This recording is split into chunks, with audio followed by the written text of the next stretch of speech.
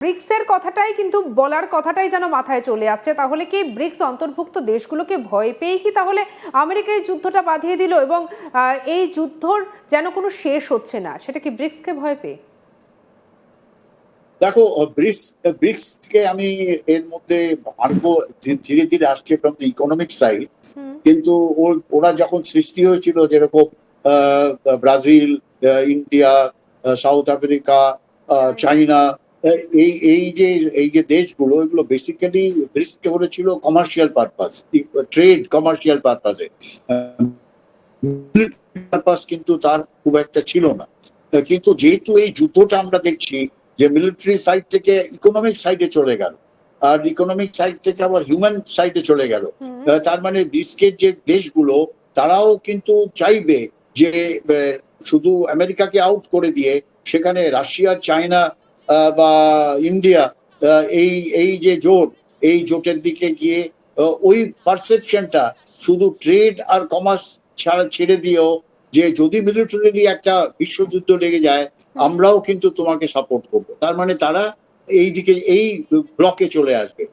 আর নেটোকে, যেরকম রাইটলি তুই বললে যে নেটোকে এখনো পর্যন্ত কোন দিকে যে যাবে, তারা কোন ব্লকে যাবে, সেটা বলা মুশকিল। কিন্তু NATO itself could be one block. European ব্লকের মধ্যে যেমন একটা রাশিয়ান ব্লক হয়ে গেল, একটা আমেরিকান ব্লক হয়ে গেল, একটা ইউরোপিয়ান ব্লক হয়ে গেল নেটো, যেটাকে থার্ড ব্লক আমরা বলবো। এটা সামনে আমরা বুঝতে পারবো।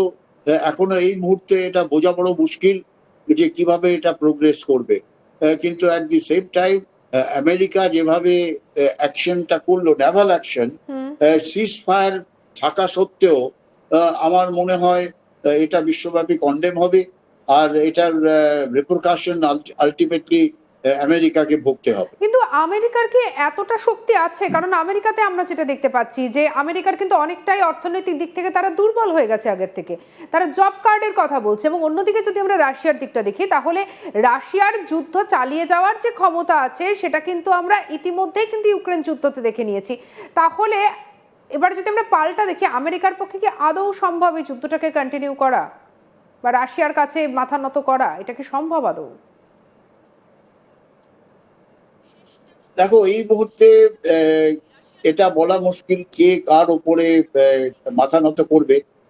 কিন্তু Russia also is not very clean at this time because of Ukraine war.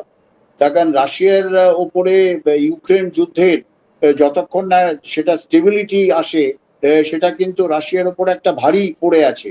তার কারণ ইউক্রেনকে আবার এই নেটো কান্ট্রি ক্ল্যান্ডেস্টাইন হইতে কিন্তু ফুল সাপোর্ট করে যাচ্ছে in terms of giving arms, ammunition, explosive training. আমেরিকাও তার মধ্যে জড়িত।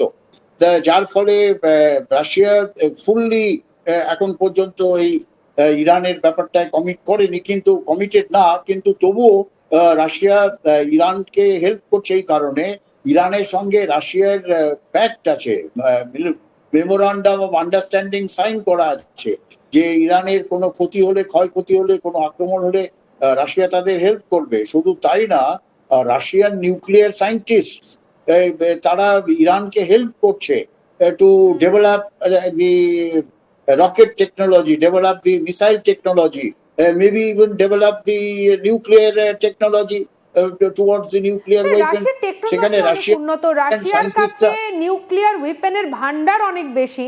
সেই জায়গা থেকে আমেরিকা তাহলে কি এবারে পিছু হটতে বাধ্য হবে যদি রাশিয়া যদি এবারে প্রত্যক্ষে এসে যদি এই লড়াই চালিয়ে যায়, বা চীন যদি তার সঙ্গে এসে যদি দাঁড়িয়ে যায়? দেখো, যুদ্ধাস্ত্র দিক থেকে কোনো প্রবলেম নাই। কি রাশিয়ার নিউক্লিয়ার ওয়েপনের দিক থেকে পৃথিবীতে সব থেকে বৃহত্তর শক্তি। তারপর আর তারা অনেক কিছু ডিসক্লোজ করে না।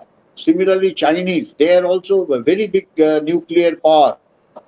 তারা অনেক কিছু ডিসক্লোজ করে না। একটা দুটো জিনিস ডিসক্লোজ করেছে গত বছরের তাদের ভিক্টরি প্যারেডে। সেটা নিয়ে তোমাদের প্রোগ্রামে আমি বলেছি যে চায়না এরকম একটা মিসাইল সিস্টেম বানিয়েছে, যে মিসাইল সিস্টেমটা পৃথিবীর যে কোনো কোণে যে কোনো টার্গেটকে 20 মিনিটের মধ্যে হিট করতে পারবে। আর সেই টার্গেটে যখন সেই মিসাইল সিস্টেম হিট করে, সেখান থেকে 60 নিউক্লিয়ার ওয়ারহেড বেরিয়ে আসবে, আর একটা ওয়ারহেড বেরিয়ে আসবে, সেটা হচ্ছে হাইড্রোজেন বম্ব ওয়ারহেড। সেটার মতো শক্তিশালী নিউক্লিয়ার ওয়ারহেড এখনো পর্যন্ত কোনো দেশ বানাতে পারে। ওই 60+1, চাইনিজরা এই মিসাইল সিস্টেমকে নাম দিয়েছে 61। তা এই চাইনিজ আর রাশিয়া যদি এক হয়ে যায়, তাহলে আমেরিকা সে যত বেশি শক্তিশালী হোক, আমেরিকা টিকে থাকা বড় মুশকিল। কিন্তু একটা জিনিস আবার আমি এর মধ্যে বলতে চাই, এই মডার্ন ওয়ারফেয়ার, এখনকার যুদ্ধ একটা এরকম যুদ্ধ হয়ে গেছে যে সেখানে শুধু সংখ্যা দিয়েই কার কাছে কত বেশি সংখ্যক সৈন্য বা কত বেশি সংখ্যক এয়ারক্রাফট, কত বেশি সংখ্যক নৌজাহাজ আছে, তার উপরে ডিপেন্ড করছে না। ডিপেন্ড করছে কারেক্ট একটা স্ট্র্যাটেজিক কনসেপ্ট, কি স্ট্র্যাটেজিক্যালি অ্যান্ড ট্যাকটিক্যালি তুমি কিভাবে তোমার এই যে সামরিক অস্ত্রগুলো আছে ব্যবহার করবে, কোথায় কখন কি ওয়েপন ব্যবহার করলে তুমি ম্যাক্সিমাম বেনিফিট পাবে, তার উপরে ডিপেন্ড করবে যে কোন দেশ জয়ী হবে। দেখো, এই অপারেশন সিঁদুরের কথাই আমি বলি, এটা এখন আমেরিকার যে ডিফেন্স স্টাডি, সেখানে একটা বড় স্টাডি হয়ে গেছে যে ভারতবর্ষ 8 ঘন্টার মধ্যে কিভাবে পাকিস্তানের 9টা টেররিস্ট বড় বড় হাব আর 11টা এয়ার বেস, যেটার মধ্যে একটা নূর খান এয়ারবেস যেটা আমেরিকার সঙ্গে যুক্ত, সেই এয়ারবেসে কিভাবে হিট করলো।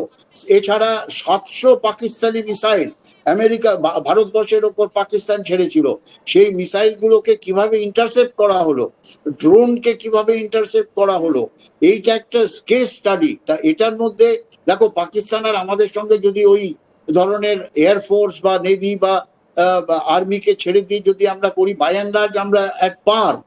কিন্তু কিভাবে একটা দেশে স্ট্র্যাটেজিক আর ট্যাকটিক্সটাকে তুমি ব্যবহার করবে যুদ্ধক্ষেত্রে, সেটাই কিন্তু সেই দেশকে জয়ী করে। সেখানে মানে আমরা এক্ষেত্রে আমাদের ভারতের কারেক্ট অবস্থানটা ব্যবহার কি করি। হতে পারে? ভারতের সঙ্গে যদি দেখা যায় আমেরিকার ভালো সম্পর্ক, ট্রাম্পের সঙ্গে একেবারে সরাসরি প্রধানমন্ত্রী নরেন্দ্র মোদীর কথা হচ্ছে, অন্যদিকে ইরানের সঙ্গে যদি সম্পর্ক দেখি, সেটা যেন, যদি আমরা পূর্ব ইতিহাস থেকে সম্পর্ক খারাপ থাকলেও বর্তমানে কিন্তু সে অনেকটাই কিন্তু দেখা যায় যে সম্পর্ক কিন্তু অতটা কিন্তু খারাপ নয়, কারণ ব্রিক্স অন্তর্গত দেশ হচ্ছে ইরান। তাহলে এই দুয়ের মাঝখানে পড়ে গিয়ে ভারতের অবস্থানটা কি হতে পারে?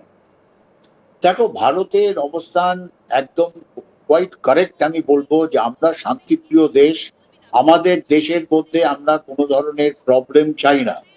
কিন্তু অ্যাট দি সেম টাইম আমাদের দেশের ওপর যদি এই ধরনের কোনো অ্যাক্টিভিটিস হয় যেটা আমাদের দেশের সুরক্ষা, ন্যাশনাল সিকিউরিটির ওপরে এন্ডেঞ্জার্ড একটা ব্যাপার, সেখানে ভারত কিন্তু রিটালিয়েট করবে, আর ফুল ফোর্স দিয়ে রিটালিয়েট করবে। ভারত কিন্তু চুপ করে বসে থাকবে না। কিন্তু আমরা প্রথম শট ফায়ার করব না, কিন্তু আমরা শত্রু দেশকে সেকেন্ড শট ফায়ার করার ক্ষমতা দেব না। তার মানে আমরা before they fire the second shot we will destroy them.